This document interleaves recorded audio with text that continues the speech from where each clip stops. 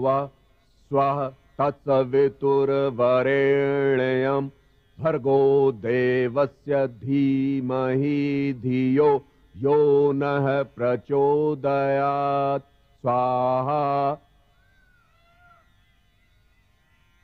अग्नि को संविदा दो पुत्र, पुत्र संविदा दो अग्नि को। पिताश्री, मैं क्षमा चाहता हूं, मैं किसी की सोच में डूबा हुआ था। किस सोच में डूबे थे पुत्र? पता नहीं पिताश्री, मैंने जाने क्या सोच रहा था। तुम सोच भी रहे थे और यह भी नहीं जानते कि क्या सोच रहे थे? फिर तो समस्या अत्यंत ही गंभीर है पुत्र, क्योंकि आयु के जिस मोड़ पर तुम हो उस मोड़ को वर्षों पूर्व मैं पार कर चुका हूं और ये भली भांति जानता हूं कि इस मोड़ का पथिक क्या सोचता है। फिर भी कुछ बताओ तो पुत्र। ऐसी कोई बात नहीं है पिताश्री। यदि कोई ऐसी बात है पुत्र जो बताई नहीं जा सकती, तो मेरा परामर्श है कि उसके विषय में सोचना ही छोड़ दो, क्योंकि फिर वो पाप के अतिरिक्त और कुछ नहीं हो सकती। और यदि वो पाप नहीं है तो मेरी ये बात भी मानो पुत्र कि पुत्र के विचारों का भागीदार पिता से बढ़कर और कोई नहीं हो सकता। क्या बात है पुत्र?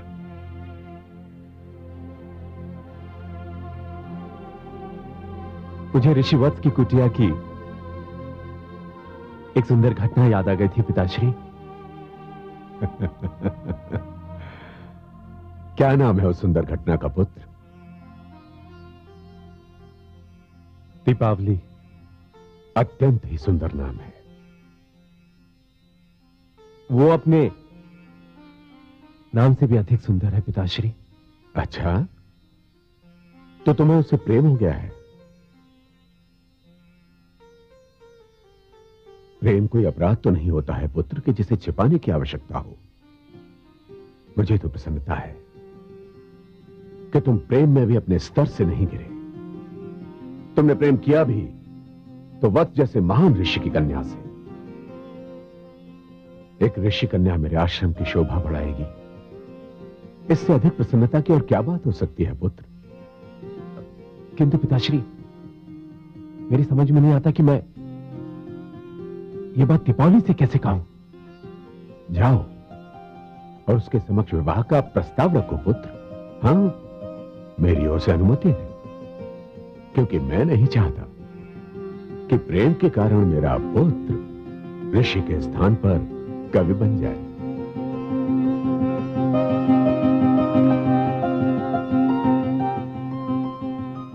कवि तो मैं बन गया हूं पिताश्री।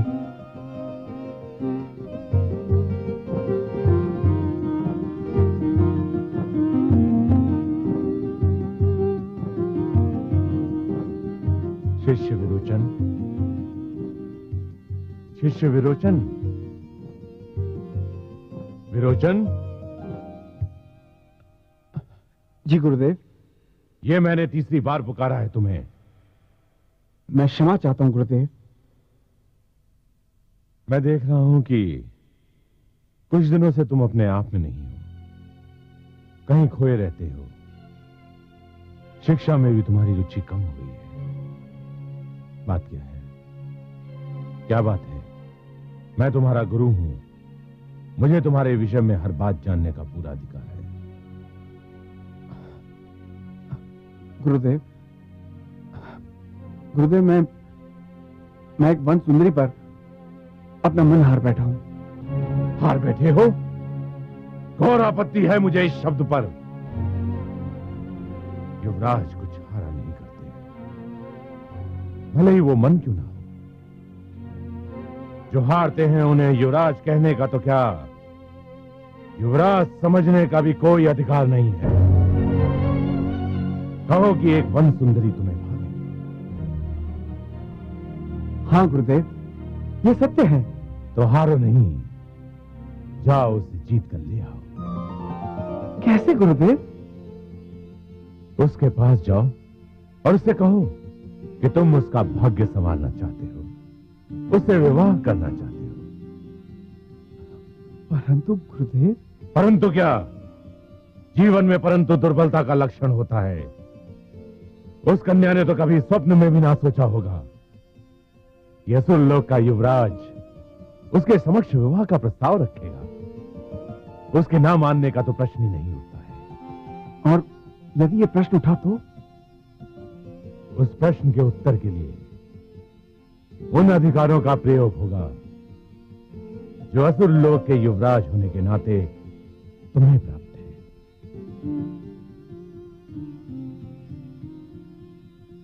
प्रेम में शक्ति का प्रयोग करना उचित नहीं गुरुदेव। ऐसी बातें कवियों को शोभा देती हैं, राजकुमारों को नहीं।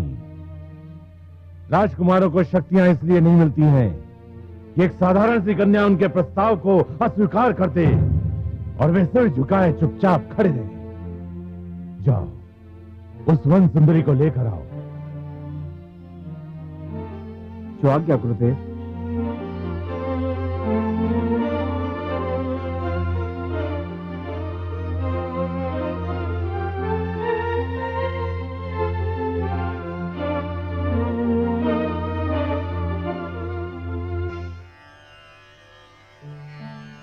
रस्सी जल गई और बल नहीं गए।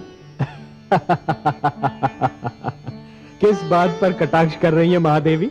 कटाक्ष नहीं कमल नयन, सत्य कह रही हूँ। न जाने कैसे भ्रष्ट विचार लेकर जन्मे हैं दैत्य गुरु शुक्राचार्य। मोर्चे पर मोर्चे हारते जाते हैं पर अपनी विचारधारा नहीं बदलते। अब क्या कह दिया उन्होंने? उचित परामर्श न देने और अपने शिष्य को उचित पाठ न पढ़ाने की जैसे सौगंध ही खा रखी है उन्होंने। पौत्र विरोचन को उन्होंने ये परामर्श दे दिया कि यदि ऋषि वत्स की पुत्री दीपावली ने उसका प्रस्ताव स्वीकार न किया तो वो अपने अधिकारों का प्रयोग करे।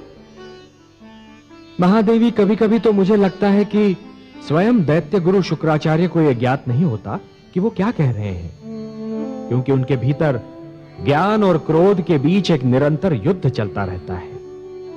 जब ज्ञान का पलड़ा भारी होता है तो उनके मुख से कविताओं के पुष्प झड़ते हैं, परंतु जब क्रोध का पलड़ा भारी होता है तो उसी मुख से अंगारे उगलने लगते हैं। पर उनका परामर्श तो उनके शिष्य को, मेरे पौत्र को तो भ्रष्ट कर सकता है। महादेवी, यदि ऐसा हुआ तो उसका सारा दोष विरोचन का ही होगा।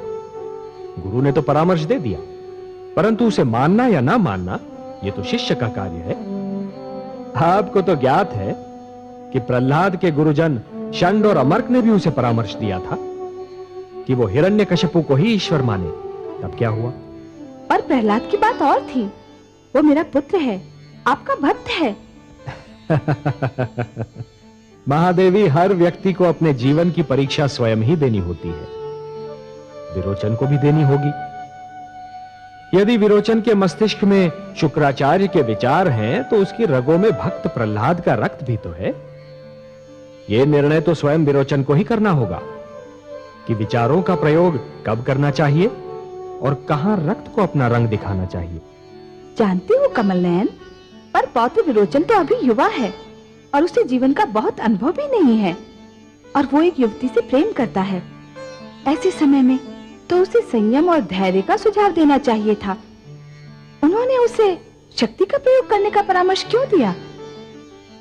महादेवी, दैत्य गुरु शुक्राचार्य की भाषा में शक्ति और बल का विशेष स्थान है, परंतु परीक्षा तो विरोचन की है। उसे तो यह ज्ञात है कि दैत्य गुरु शुक्राचार्य क्या हैं, कौन हैं, क्या करते रहे हैं, और यदि ये सब कुछ जानते हुए भी विरोचन ने उनके परामर्श को अपनी बुद्धि की कसौटी पर नहीं कसा, तब तो फिर उसका परिणाम वही होगा महादेवी, जैसे उस व्यक्ति के साथ होता है जो ये जानता तो अवश्य है कि अग्नि की ज्वाला जला देती है, परंतु फिर भी उसे छूने का प्रयास करता है। प्रेम भी तो एक ज्वाला है, और इस समय सुधन्वा और विरोचन दोनों ही उसे छूने का प्रयास कर रहे हैं।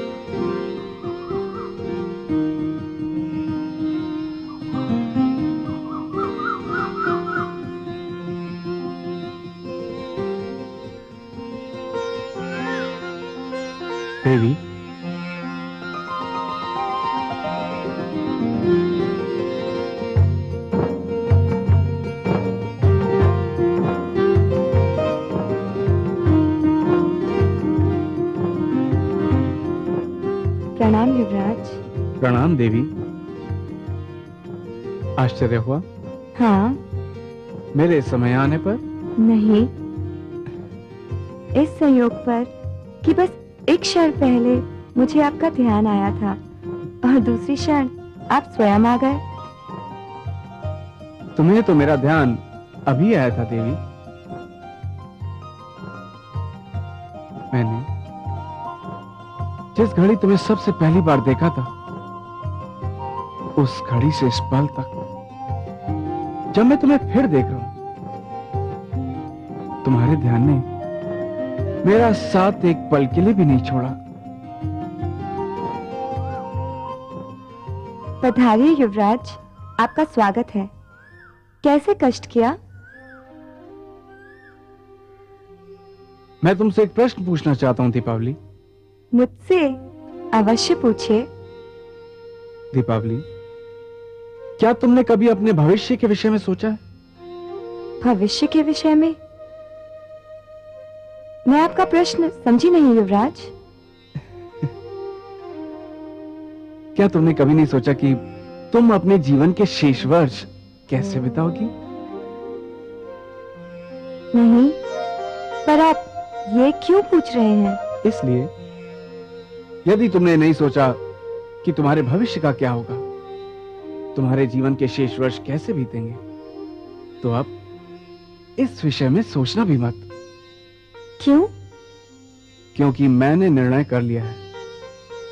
तुम्हारा भविष्य असुरपुरी के राजभवन में और तुम्हारे जीवन के शेष वर्ष मेरी पत्नी के रूप में मेरे साथ बीतेंगे। और मैं जानता हूं तुम्हें इस निर्णय पर कोई आपत्ति नहीं होगी। ठहरो देवी।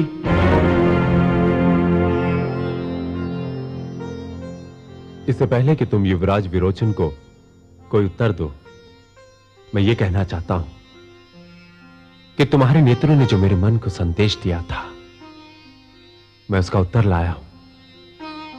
देवी, मैं तुमसे विवाह करना चाहता हूं। ऋषिपुत्र। दीपावली, मेरे राजभवन के द्वार तुम्हारे स्वागत की आस लगाए हुए हैं, और मेरा ऋषि आश्रम तुम्हारे पैरों की चाप पर कान धरे हुए है। तुम्हारा क्या उत्तर है देवी?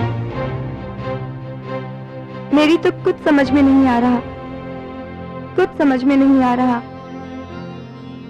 मैंने तो पहले ही कहा था कि एक सूर्य और दूसरा चंद्रमा है।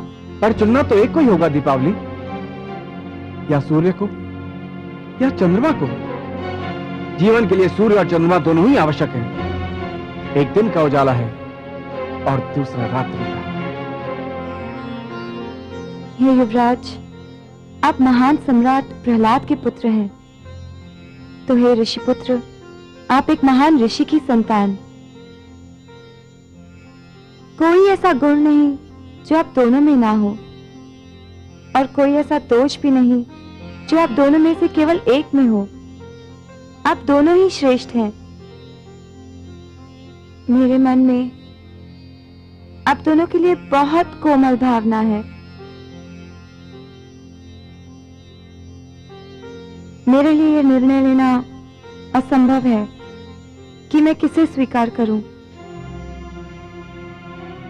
परंतु निर्णय तो लेना ही होगा देवी। तुम नहीं लोगी तो कौन लेगा? पिताश्री, उनका परामर्श ही मेरा मार्गदर्शन कर सकता है। उन्होंने सदैव एक पिता से अधिक एक मित्र बनकर मुझे मार्ग दिखाया है। आप दोनों को उनके लौटने तक प्रतीक्षा करनी होगी। मैं प्रतीक्षा करूंगा। पर मैं प्रतीक्षा नहीं कर सकता देवी। क्यों युवराज? तुम्हारे पिताश्री एक ऋषि हैं दीपावली, और संयोग से सुधनवा के पिताश्री भी एक ऋषि हैं। और मुझे भय है कि ऋषि होने के कारण तुम्हारे पिताश्री सुधनवा का पक्षपात करेंगे। मैंने तुमसे प्रेम किया है दीपावली, और मैं अपने इस प्रेम को किसी भी स्थिति में खोना नहीं चाहूंगा। देवी, एक प्रेमी नहीं घमंडी युवराज बोल रहा है। तुम इसे कुछ भी समझ सकते हो सुधनवा, किंतु मैं आज दीपावली को अपने साथ ले जाने आया था, और मैं इन्हें अपने साथ ले जाकर ही रहूंगा। यह शक्ति और अधिकार का अनुचित उपयोग है। मैं इसे प्रेम प्रयास कहता हूं। तुम जो चाहे इसे नाम दे सकते हो।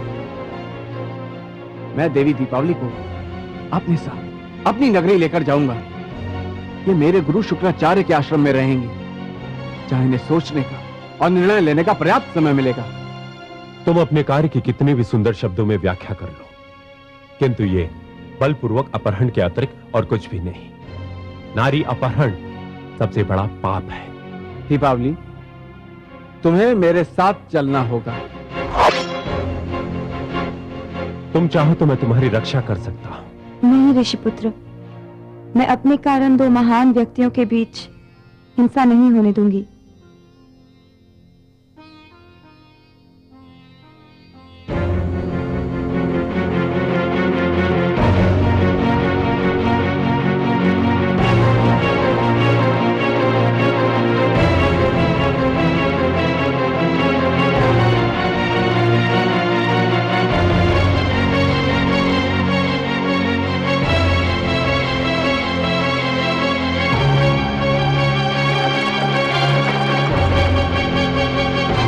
युवराज, ये अन्याय है। तुम अपनी राजशक्ति का प्रयोग कर रहे हो। अब मैं तुम्हें अपना तपोबल दिखाऊंगा। वही हुआ ना कमल नयन, जिसका मुझे भय था। दैत्य गुरु शुक्राचार्य की दी हुई अनुचित शिक्षा अपना रंग दिखा रही है। पौत्र विरोचन ने अपने प्रेम को जीतने के लिए अपने बल और अधिकारों का प्रयोग किया। मुझे भी दुख हो रहा है महादेवी। पुत्र प्रहलाद ने जिस आसुरी प्रवृत्ति को बदलना चाहा था, उसका प्रभाव पूर्ण रूप से समाप्त नहीं हुआ है। वो अब भी रह रहकर उभरने का प्रयास कर रही है। दुख तो इसी बात का है कि दीपक तले अंधेरा छाया हुआ है। मेरा पुत्र प्रहलाद इतना विनम्र, इतना त्यागी, और विरोचन उतना ही अभिमानी। मैं आपसे सर्वथा सहमत हूं महादेवी। जिस प्रकार पुत्र विरोचन अपने प्रेम को जीतने के लिए शक्ति का प्रदर्शन कर रहा है, उससे तो उसकी प्रेम भावना पर ही प्रश्न चिन्ह लग जाता है। प्रेम करना तो सबका अधिकार है, परंतु प्रेम को शक्ति से छीनना सर्वथा अनुचित। मुझे प्रसन्नता है कि ऋषि पुत्री दीपावली ने बुद्धिमत्ता से काम किया। यदि वो विरोचन के साथ न चली गई होती तो समस्या गंभीर हो जाती। महादेवी, स्त्री का दूसरा नाम है संयम, धीरज। जब पुरुष स्वयं पर नियंत्रण नहीं रख पाता, तो ऐसी स्थितियों में स्त्री नित्य संतुलित रहती है। यही तो उसका सबसे बड़ा गुण है।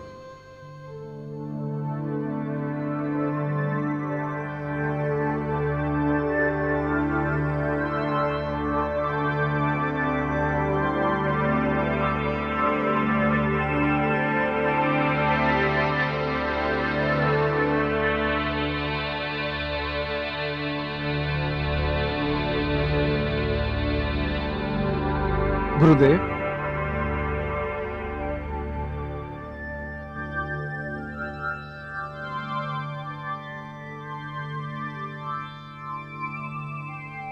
प्रणाम गुरुदेव। गुरुदेव, ये ऋषि वत्स पुत्री देवी दीपावली हैं। मैं समझ गया था पुत्र। प्रणाम दैत्य गुरु। मुझे हर्ष है शिष्य कि सौंदर्य को परखने में तुमने कोई ठोकर नहीं खाई। इसे देखने के उपरांत तो मैं तुम्हें इसके लिए भी क्षमा कर सकता हूं कि तुम इस पर मन हार बैठे थे। परंतु मुझे और भी अधिक प्रसन्नता है कि तुम इसे जीत लाए। अखंड सौभाग्यवती भव। आशीष के लिए धन्यवाद दैत्य गुरु, किंतु अब तक मैंने यह निर्णय नहीं लिया कि मैं युवराज विरोचन से ही विवाह करूंगी, अथवा तो मुझे किसी और की उपस्थिति का संकेत दे रहा है। मैं बताता हूं गुरुदेव। वन में आखेट के समय जिस प्रकार संयोगवश मैं और ऋषि अंगिरा का पुत्र सुधनवा एक साथ पेड़ गिरने से घायल हो गए थे, उसी प्रकार ऋषि वत्स की कुटिया में पहुंचकर हम दोनों दीपावली के नेत्रबाणों से भी एक साथ घायल हो गए। यही कहना चाहते हो ना? जी गुरुदेव। मुझे कोई आश्चर्य नहीं हुआ। होता भी तो दीपावली को देखने के पश्चात समाप्त हो जाता। परंतु पुत्री, तुम्हारा क्या निर्णय है? मैं कोई निर्णय नहीं ले पा रही हूँ कुलगुरु। युवराज विरोचन और ऋषिपुत्र सुधनवा के बीच मैं स्वयं को उस नौका की भांति पा रही हूँ जो बीच मझधार में है, और नदी के दोनों तट उसे अपनी ओर आने का संकेत कर रहे हैं। किंतु इस नौका को किसी एक तट का ही संकेत स्वीकार करना होगा। प्रश्न किसी एक तट के संकेत को स्वीकार करने का नहीं, प्रश्न तो दूसरे तट के संकेत को अस्वीकार करने का है। और इसी स्थान पर पहुंच के मैं स्वयं को असमंजस में पा रही हूँ। हे कुलगुरु, यदि आपसे कहा जाए कि सूर्य और चंद्रमा में से एक को स्वीकार और दूसरे को अस्वीकार कर दें, तो आपका क्या उत्तर होगा? गुरुदेव, मैं देवी दीपावली को इसी कारण आपके आश्रम में लेकर आया हूं। मैं चाहता तो इन्हें राजभवन में भी लेके जा सकता था, किंतु मैंने सोचा कि राजभवन में रहकर देवी ये ना सोचे कि मैं उन पर कोई दबाव डाल रहा हूं। ऋषि की पुत्री ऋषि शुक्राचार्य के आश्रम में स्वयं को अधिक स्वच्छंद और स्वतंत्र समझेंगी। अवश्य शिष्य। ऋषि पुत्री दीपावली, मेरे इस आश्रम में तुम्हारा हार्दिक स्वागत है। तुम यही समझो कि तुम अपने पिता श्री ऋषि वत्स के आश्रम में ही हो। धन्यवाद कुलगुरु। देवी, यदि मेरे कारण आपको कोई कष्ट हुआ हो तो मुझे खेद है। प्रणाम गुरुदेव।